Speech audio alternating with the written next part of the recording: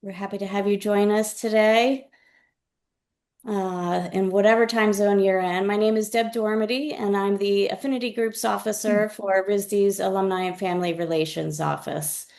We're here today, and so pleased to welcome everyone to this collaboration between the RISD Club of the Gulf Region and RISD's Alumni and Printmaking Affinity Group that we're working on getting to launch right now. And I want to really thank our alumni volunteers that have made this possible.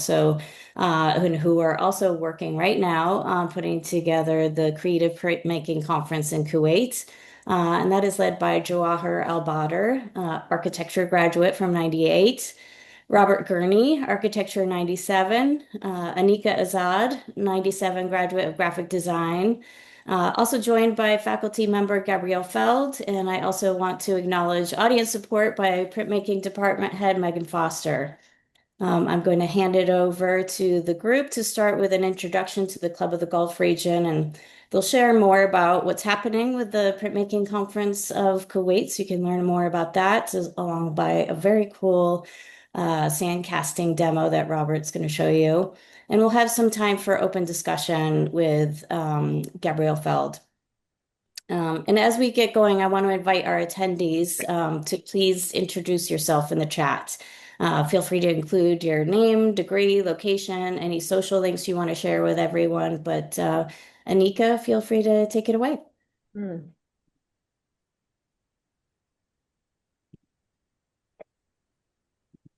Hey, can everyone see the screen? Okay, thanks, Deb, for the intro, and thank you all so much for joining us today. My name's Anika. I graduated from RISD in 97 in graphic design, and I currently run the RISD Club of the Gulf region, along with Jawaher and Robert, who are based in Kuwait.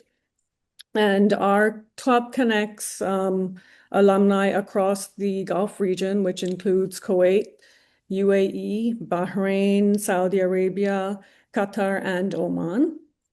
And the aim of the club is really to keep alive the sense of community that we all built at RISD, and to encourage grads to stay in touch, reconnect, and come together around shared interests through events like this one.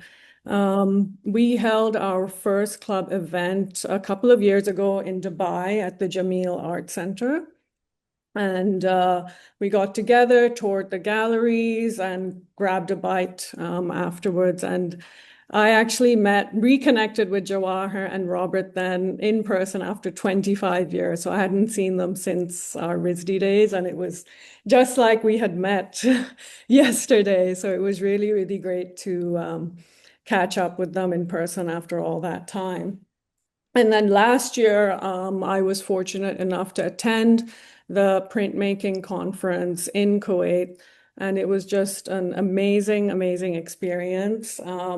I went towards the end, so I had a chance to work with everyone. We collaborated on setting up the final show for the event, and honestly, it was like the same level of energy from our RISD days, just everyone working together, sharing ideas, people from different backgrounds, painters, architects, and I also got to meet the famous Gabrielle Feld, who I'd heard so much about because I had a lot of friends from the architecture department back in the day, and it was really great to work together. And we all got to share a lovely traditional Kuwaiti meal together.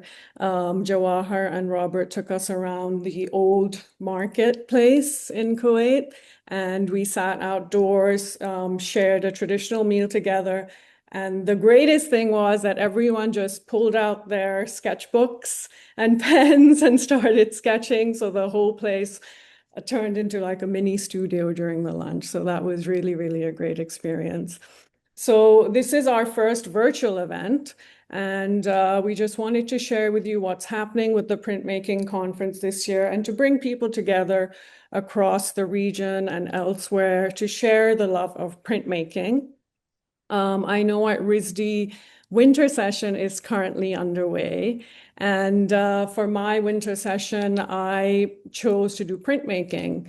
And it was really an incredible experience. We got to go to Pont-Aven in France, and we were there for a couple of weeks.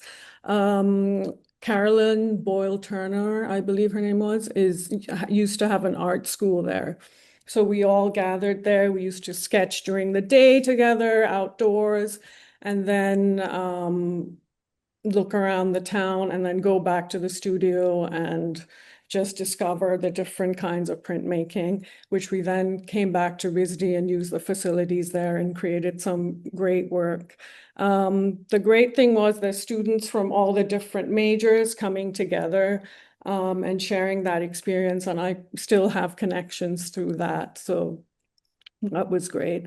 So before I hand things over, I just wanted to say that if you have any ideas or suggestions of what we could do for future RISD events, please do share that in the chat. And now it's my pleasure to turn it over to Jawaher.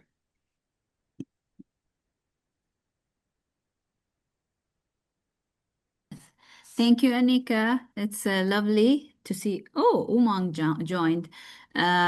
All of you, the faces, and it's lovely to have Kara bring all her students to come watch. So it's our pleasure to introduce our third printmaking conference, and it's happening in Kuwait with always the support of Gabrielle. This conference started 2022 when we met in Providence, myself, Robert, and Gabrielle. And we realized Gabrielle, of course, is our architecture teacher. When we were 30 years ago studying architecture at RISD, and it was wonderful to connect to him on a different level, which was printmaking.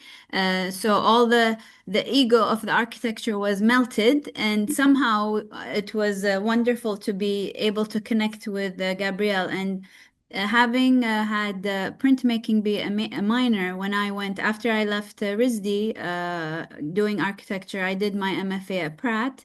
My minor was printmaking. So immediately knowing, and I was teaching in Kuwait University mostly printmaking classes. So knowing that Gabrielle was converting to be more of a printmaker, I said, Gabrielle, why don't you come during winter session on 2023? And he's like, sure. So our first experience was just him coming to us in our school in Kuwait, and just myself, Robert, and Gabrielle just connecting on that level and including people and doing classes. And we realized that it was a very it was an incredible medium or an activity where people from all different levels and artists, non-artists in Kuwait that were gravitating towards printmaking. So we decided to continue this, and it's been this is basically our third year. And this year our theme is Oasis. So it's in previous years we conducted the conference in museums. The first one was in Abdullah Salem Cultural Center. The second one is in the Museum of Modern Art. So we convert the museum into a working experience. Gabrielle's vision was always having the printmaking press in the center of a museum. So transforming the museum into an active space. And for us also always what connected us as RISD grads was working together in our hands and just, less talk and more making. So just seeing buildings transform into something that's more active and more community-based really was incredibly rewarding. So this year we are doing silk screening. We're doing silk screening. In the past we were doing etching as well as maybe I'll turn that more to Robert. But this year we're introducing silt casting, which is something that Robert will talk a little bit more in detail about.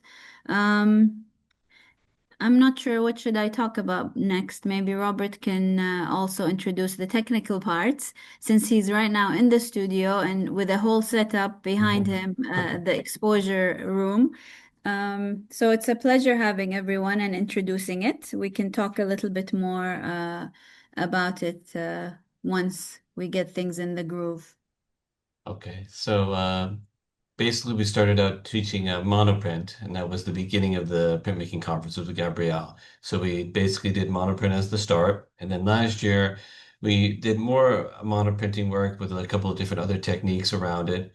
This year we focused mostly on silk screen, so we have three silk screening classes running, and then we'll have colograph, and then we're also doing an experiment in silk casting, which was kind of inspired by Kother, who was also a graduate from RISD in sculpture. And then also from Jawaher and my time in Arizona with Paulo Solare, the architect, where he does most of his structures as large earth kind of mounds that he casts the concrete onto and then removes the earth from. He also introduced it to us with a series of tiles where we would basically carve into the silt and then basically cast the negative of that tile. So what we did was inspired by this, and then one of the lecturers from last year came and he studied basically Babylonian culture, which is just north of us here in which we can't get to, but it's only a few 100 miles or so north of here. So he began talking to us about how they use clay, but it was actually silt from the river to make these castings. And that's what we tried to kind of basically build on that idea. So I'll switch the camera here so you can take a look at the little thing we're doing. And so let's turn it up. There we go. So basically what we're doing is we're using silt. Here we're using, it's traditionally just sand and water, but for this exercise to make it easier for us, it's something called kinetic sand. So it's sand, but it has like a binder agent or a medium in it. So that allows it to hold its shape much easier. So we literally just put these in like little IKEA cold food storage bins, that you have anywhere, and then we carve into them with patterns. So using typical kind of clay tools, just basically making a relief mold. And from there, we cast it into the plaster. I'm trying not to get too washed out with the light. Turn it a little bit that way. And you can see kind of the little bit of the depth that it begins to get. So the idea was to kind of give a little bit of a nod to our northern cousins here and playing with cuneiform script, and basically that we're building into these patterns with the sand to create these kind of relief molds. And that's what we're going to be teaching. I think that happens on Saturday here. So basically showing people the basic concept. It's trying to reconnect them to a little bit of the culture of the past, but also to create something interesting. And then Kelly, one of our printmakers here from Parsons, wants to make one that's less extreme so she can use it to basically make another print on top of it. So that's the basic idea of what silk casting is. I mean, you can kind of do it anywhere, and it's not really terribly complicated. But if you don't get a kinetic sand, you have to be very careful with the moisture content because it does crumble rather quickly. And so if you do have just the right amount of moisture, you can get interesting shapes pushed into it. Yeah, so I guess that's it for that. It's not too crazy, but it creates a lot of interesting moments. Oop, let me switch back. Thank you, Robert. Would love to hear from Gabrielle. I think I left off a lot of details, but it would be nice to also at some point hear from people who have joined. But I will give the mic to Gabrielle. Very good. Okay, so I'm delighted to be here, although I would be much happier. I'm happy here, but I'm in Buenos Aires right now. But for the past 3 Januaries, if it was January, I was in Kuwait, and I was very happy working with Jawaher and Robert, and also Tom and Kelly that are not here, doing print with people in Kuwait. I so I've been teaching at RISD for more than 35 years, and I love RISD.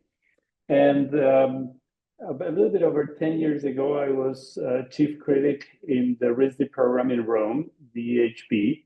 Some of you may remember, some of you may have attended. And I always joke that while in Rome, I was there for 2 years. While in Rome, I fell deeply in love with an old Bendini press that was at the Cenci, and began to doing printmaking and never looked back. And as Jawaher said, printmaking is very different from architecture or from many other disciplines in the arts and design. And I think one of the unique conditions of printmaking is that it's a sharing discipline. I don't know, maybe Megan can tell us why, but since I didn't grow up as a printmaker, I can only experience it, that you meet with anybody. I've been doing now printmaking in Kuwait, in Mexico, in Italy, many different places, and you go there and you're immediately around the bed press or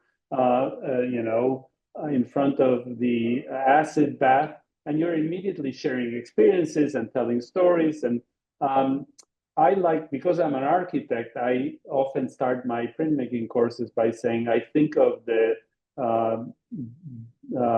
bed in the press as a construction site.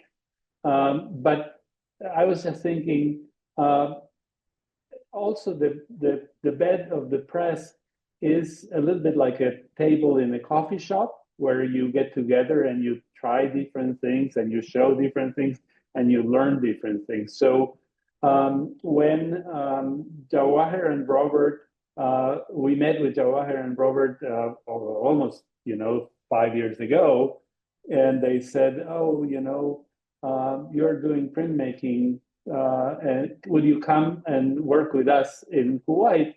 I said, "Sure, no worries." And I never thought that anything would happen. And then one day I get a call from Jawaher saying, "What dates can you come in January?" And I've been doing that every year, and I hope I'll do it next year and beyond if it's. And I met more people, and we had amazing experiences in Kuwait.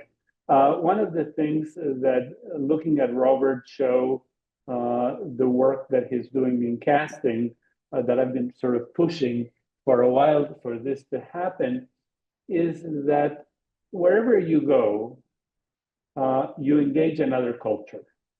And in a world where cultures seem to be so much in conflict, it seems to me that printmaking and art making is a point where cultures come together.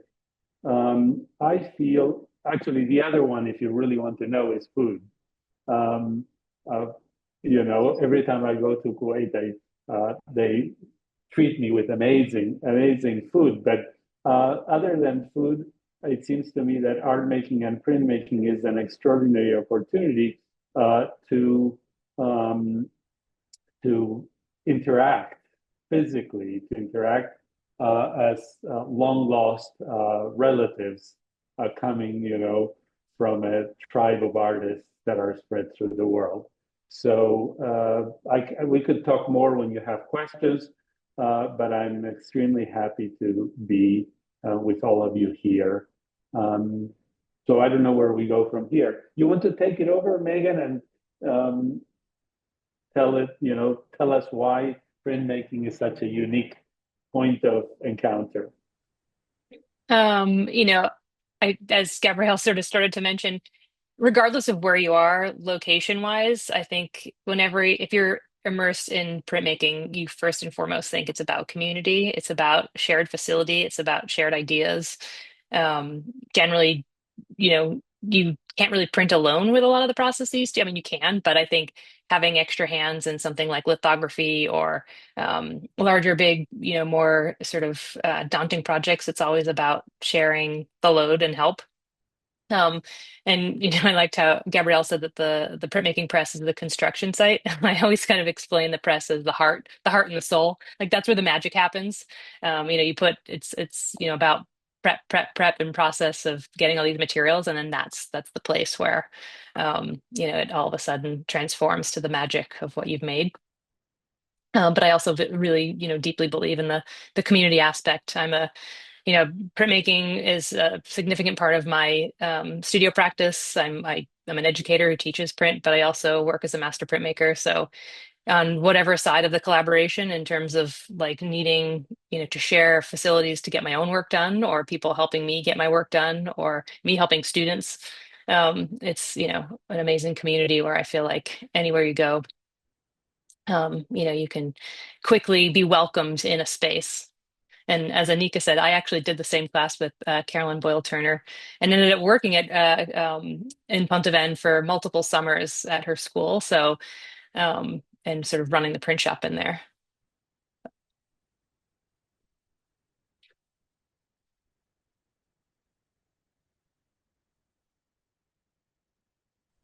Do you know, Megan, if that school is still there? Does she still have her school? And unfortunately not. It's sort of, I want to say like 8, 10 years ago now. It ended up closing, just I want to say maybe 2009, 10, when, kind of they just couldn't get the students. The climate was, financial kind of crash a bit, where they just couldn't get the students to spend the extra money every semester, and it went through different iterations where Brown University took it over as an exchange program for a bit. A couple other schools took it over as sort of their, school in France. And then it kind of sadly folded. But the space is there. I sort of drove by it a couple summers ago. I don't know what's happening in the space yet, but right. Yeah, when we were there was a flood that happened. It rained nonstop for 2 days and the entire place got flooded, but it was just a great experience anyway, just they had sandbags everywhere, but we still got the opportunity to sketch outdoors and visit there was a local little restaurant there that had amazing food also, and it was just a great experience. Definitely. So it's interesting, like this also, like the exchange. With our idea in the beginning, it started with just myself, Robert, and Gabrielle. And then the year afterwards, we had Kelly and Thomas Bosket come from New York. And then the year after was the artists from the Gulf region, which were in neighboring countries of Kuwait. The idea for this year was to get people from the Arab world. And for this year, we're thinking of it as a year-long experience. It's the theme is Caravan, so we're stretching the printmaking conference so that it's not just a January event. It's something that gets stretched. So I would love to open it up to hear other printmakers of ways of exchange. I feel like for us, printmaking has become like we were able to talk about a lot of things that would never be able to talk about in the printmaking space or the studio. Like what kind of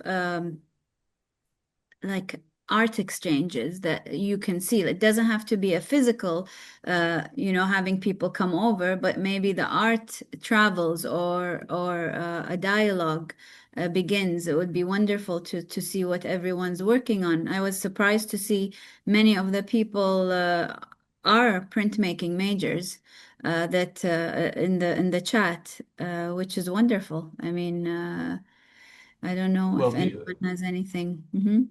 Jawaher, before we start that, I thought maybe I could take a quick walk around the studio so they get an idea of the space. Yes. All right, 1 second. I'll shut this off and switch.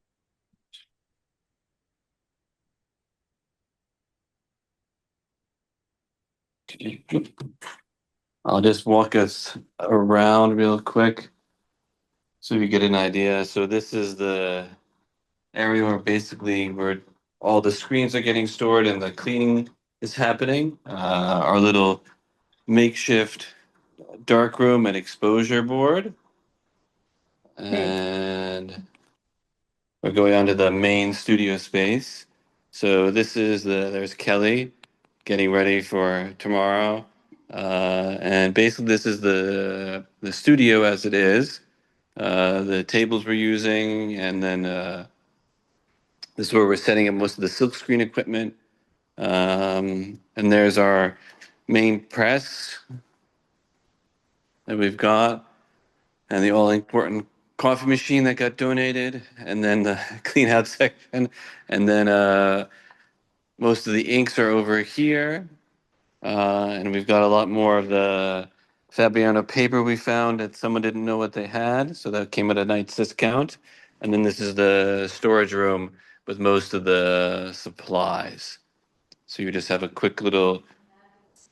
Oh, and the seating area Kelly's pointing out for the the resting, and then of course everybody loves this the skylight that brings all the natural light in during the day. So it is nighttime for us here in Kuwait. It is 6 o'clock. So this is the studio in the evening, and we are still waiting for our second press coming from India, and it's what's the size of it, Robert? It's 80? yeah, it's almost twice the size of this. It's about it's almost the twice the length and about a half more wide. So it So can it's do real supposed to be here, but it did not make it for the January launch of conference. Yeah. Okay. I'll switch back to the other one. Oops.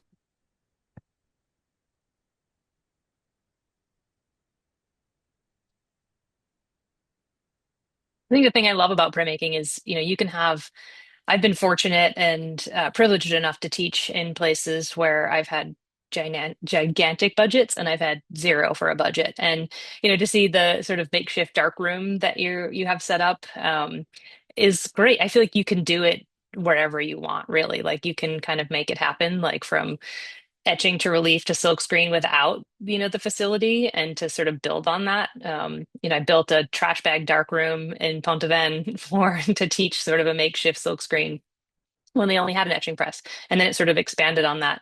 But then to have the experience to work in sort of high-end shops as well, that you can kind of smartly make in sort of makeshift spaces too, so that it's sort of accessible in terms of materials, honestly, anywhere.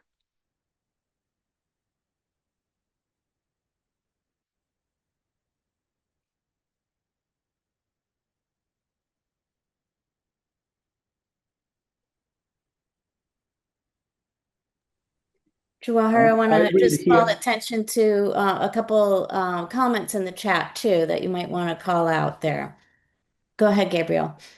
Yeah, I was enjoying looking at the messages and seeing where you are from, and I would love to hear more your voices. I think that um, this year's conference in Kuwait is called Caravan, and uh, and I like to think of this as a virtual caravan where we are coming from different places and gathering here. So I'd like um, to hear people's voices, and maybe I can, if you don't mind, where are you, Kara? Where are you, Kara?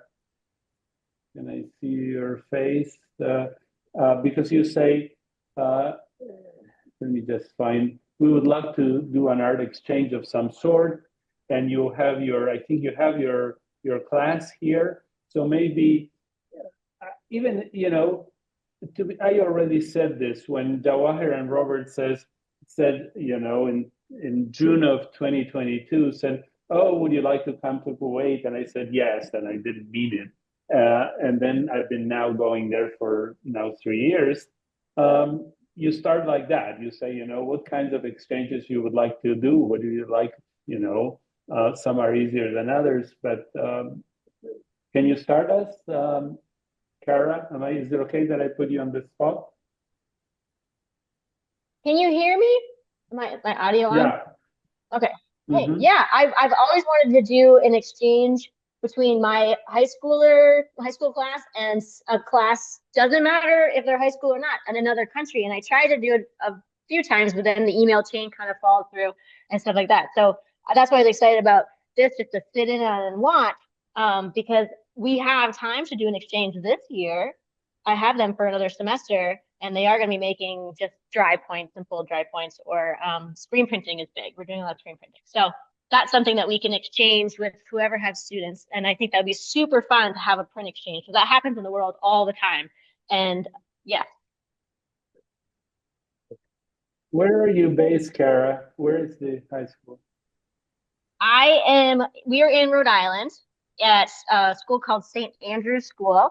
And I graduated RISD in '09 and ended up here and got a little press.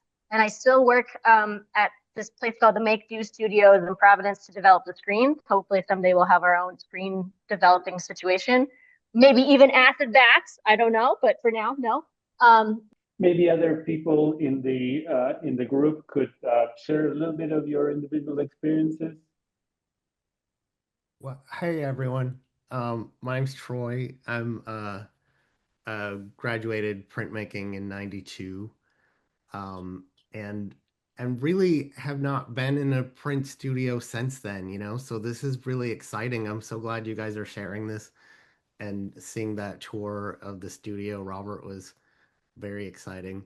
Um, uh, I don't know, as far as ideas about for one, I think this is one great idea of how to connect with people and share. I mean, I think we're lucky to live in a time when we can do these virtual meetings. I hope they're not always virtual meetings, but it's a first step and it leads to great connections. So thank you for doing this. And then, you know, one I became an artisan bread baker. I opened a bakery. Um, I feel like I use everything I learned in printmaking in that craft. You know, there's something very similar. It's got that table. It's got people working around it, and it brings people together. So, Gabriel, I think I was thinking about food when you mentioned it as one of those other things that bring cultures together. And so, you know, wherever you can work food into the conference and other events, I think it combines nicely with printmaking and is a great way to share cultures and craft.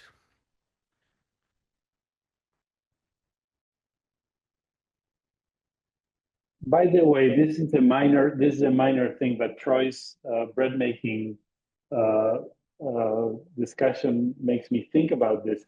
If you're ever in Providence, Roger Williams, Johnson and Wales has an amazing collection, an amazing museum of culinary arts. It's really remarkable. And one of the things that it has is several rings, bread, bread makers' rings from Pompeii that were excavated in Pompeii. And I don't know if Troy, you probably would know better, but there are these rings that bread makers had to brand their bread. So there were forms of printmaking that these rings, when they finish, you probably can explain it better, Troy. They would put the ring on the bread to tell who was the bread maker that did it.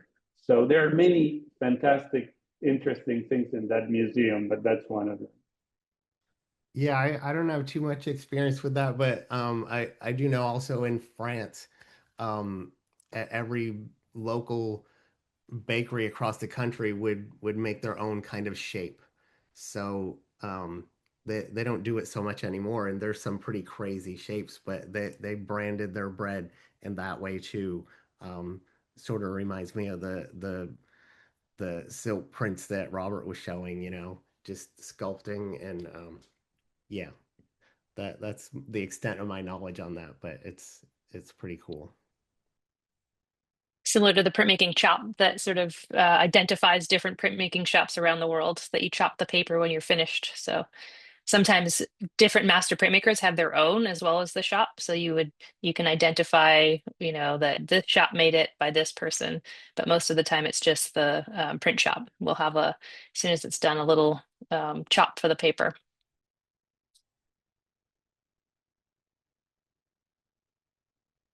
Lily, where are you, Lily? Can you can you share with us more about the acequias? Yes, I would be happy to. Thank you so much. So yeah, I see Heather McMorty in the room as well. And she has been golden in guidance on creative ways that we can connect with each other, with science, and forge pathways of conservation with Creature Conserve, who I think is also associated with RISD. So one of the projects ongoing that I've received guidance is looking at this ancient water system called a sequía, and they're used in Argentina, throughout South America, up through Mexico into the Southwest. Arrived in these lands to expand, mountain water systems from Spain, where it had arrived from North Africa across to the Gulf region. And I loved hearing how printmaking was described as an art of a shared art. We share facility, we share resources. And I think that this water system does the same. It keeps water in the commons controlled by the people who are growing crops, which I also love the tie-in of food. So because it spans so many cultures, we're thinking of ways to explore creatively these relationships with water, especially in the face of water privatization, which I think is very, very dangerous. It's a system that is used in arid ecologies. It broadens alluvial plains, so it actually supports ecology by supporting, broadening wildlife passages through desert ecologies. And it's sacred. I mean, I think the saying is water is life, and it truly it is. And in my own work, I integrate a lot of printmaking. I had a great time at Green Olive Arts in Tetuan, Morocco, on a residency doing a lot of printmaking. I would love to connect, like, present. I would love to exchange work. I would just love to start a conversation about how we can connect around relationship with water.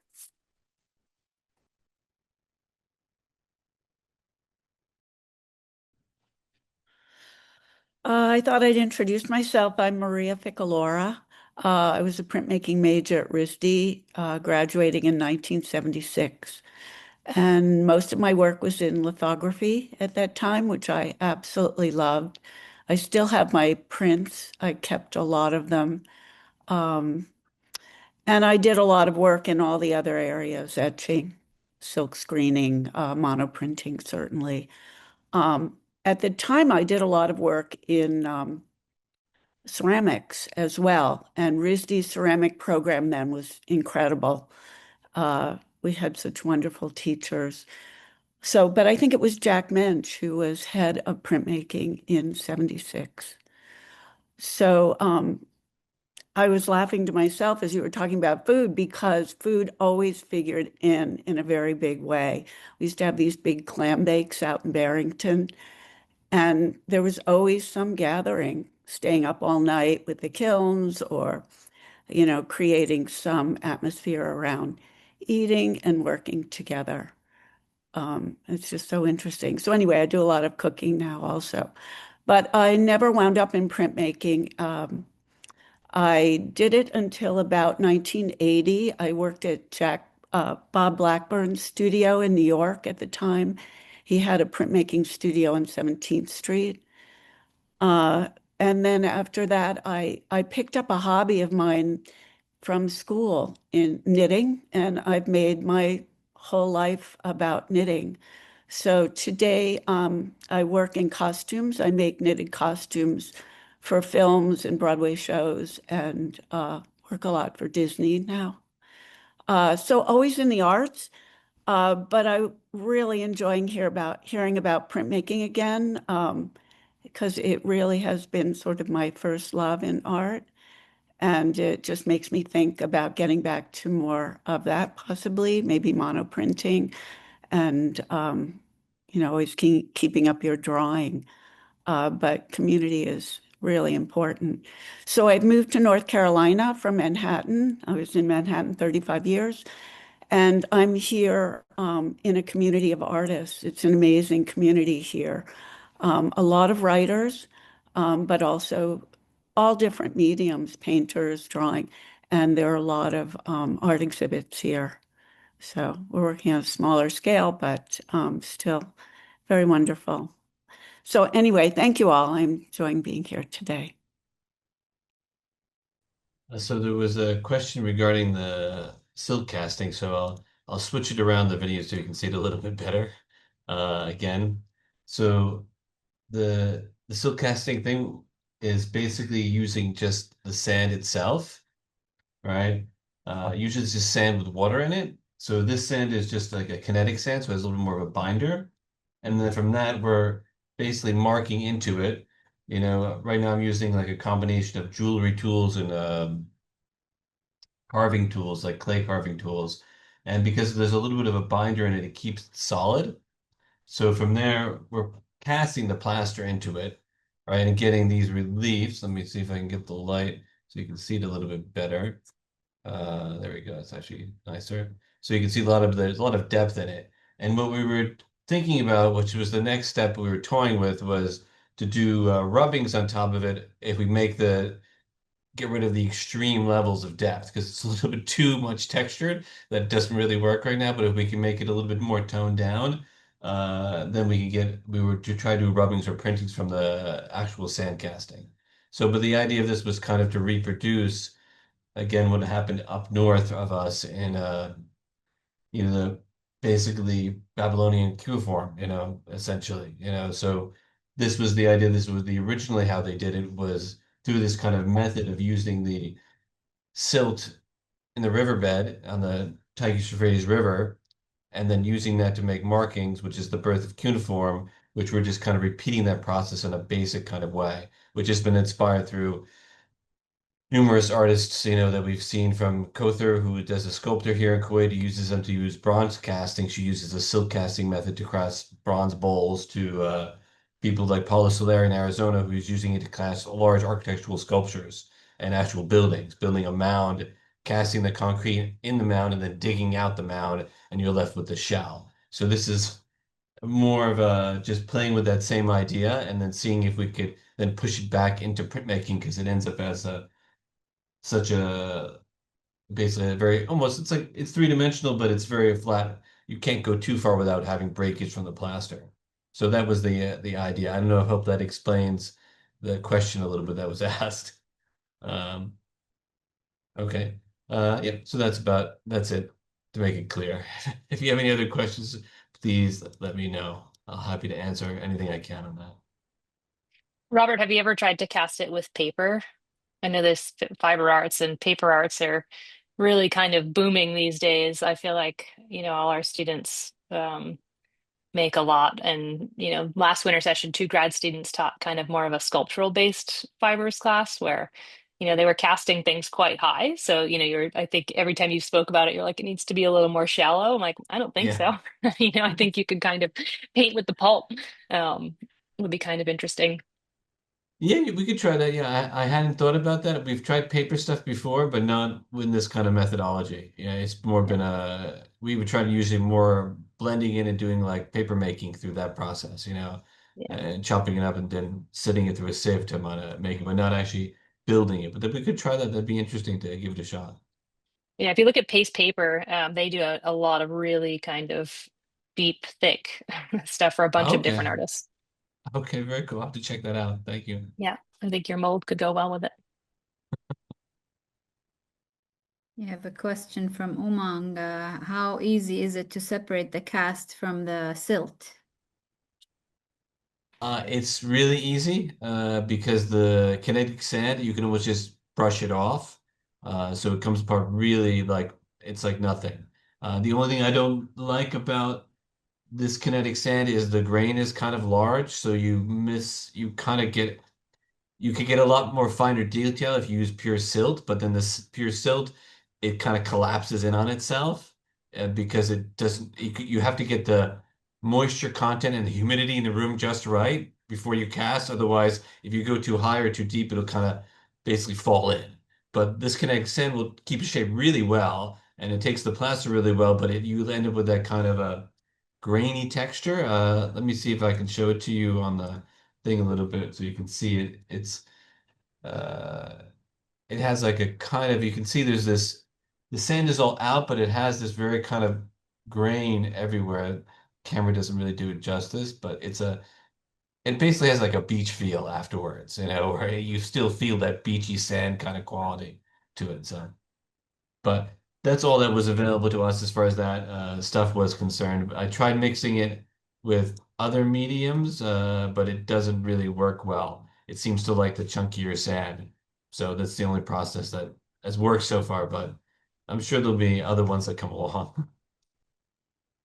Megan's comment reminded me when I teach one course in printmaking at RISD, and in my syllabus I have one image always of an extraordinary Argentinian artist named Antonio Berni.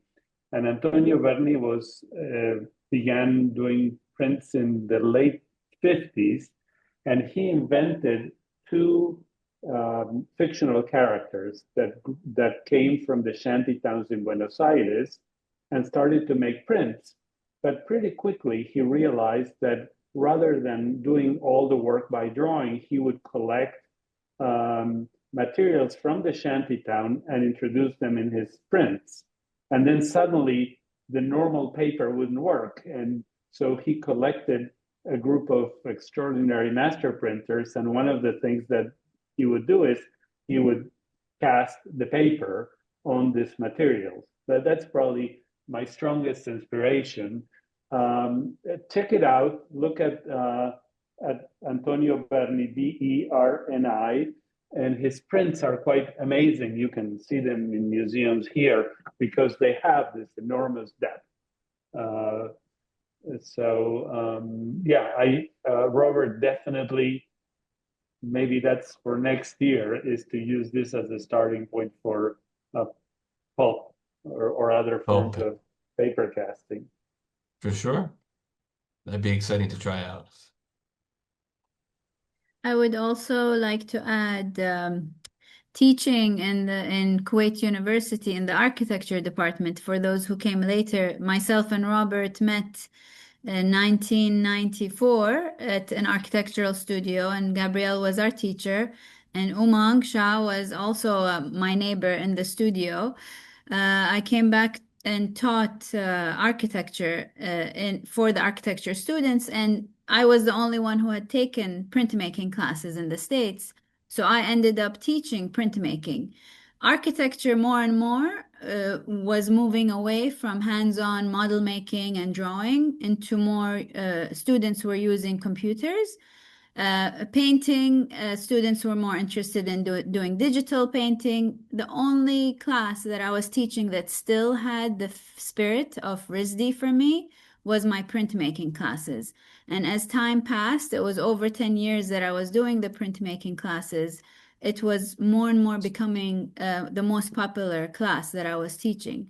So it was obvious that students really wanted to be engaged and collectively working around the press or around, one activity that gave them a sense of community that unfortunately has been lost with social media and being dependent so much on digital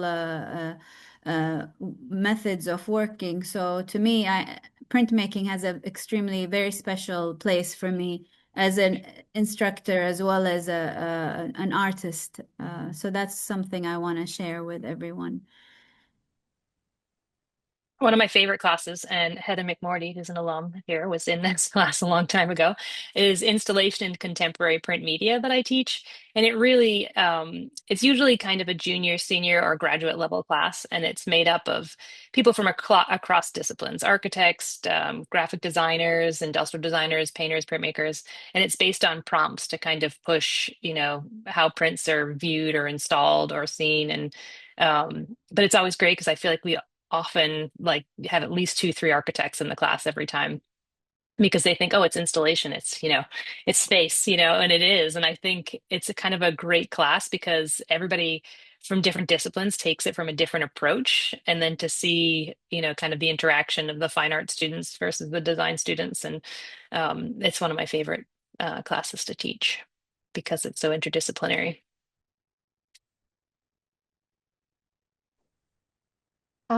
I will also say, Meg, since you mentioned that class, which is truly a fantastic class, and I think that was one of the courses that I took while I was a student at RISD that kind of underscored for me that printmaking is a way to cross disciplines. So in my practice as an artist, like I've loved this conversation that we're having about how printmaking can start conversations across cultures. And for me, I use it as a way to start conversations across disciplines. So I have a collaborator that I've been working with for 3 years who's a soil scientist. And we take an approach in the field that's similar to like coming around to press and just being like, okay, I brought these tools, you brought these tools. What are we going to do together? What does this do? Why did you bring that? So it's a great way to kind of like bring curiosity into situations that might be more daunting because they're so unfamiliar. So yeah, I really love the cross-disciplinary aspect of printmaking.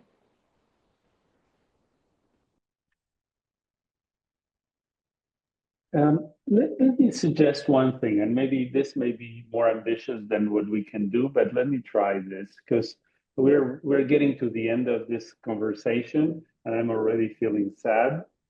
I mean, you start to hear about soil and water and acequias and knitting and bread, and I would honestly, I would be very disappointed if we, turn off Zoom and this whole thing vanishes. So I'm going to ask Deb, if this is too complicated, you tell me, but something of this sort. What if we just have an Instagram label, an Instagram thing called RISD Caravan? That I like the word caravan a lot. It's called RISD Caravan, and each of us commits to uploading one image of what we are doing now. And then we see. Maybe that's the end of it. But I'd love to see Troy's bread, and I'd love to see Heather's sharing, working with the soil scientist and all these things. Is this too difficult, Deb? No, I encourage everyone to post that. I think you can make a hashtag for RISD Caravan.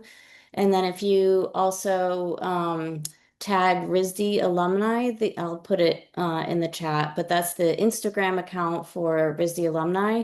They can repost it if you have an account that is public.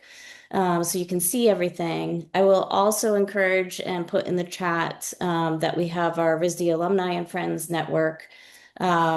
So that's like kind of the social media page. We have a special page that's specific to the Club of the Gulf region, as well as RISD Alumni and Printmaking. I'll put those links in the chat as well, and you can be posting your images in there. So you have your choice of putting it online and tagging RISD Alumni along with RISD Caravan, as well as putting it on RISD Alumni and Friends. We can make that happen.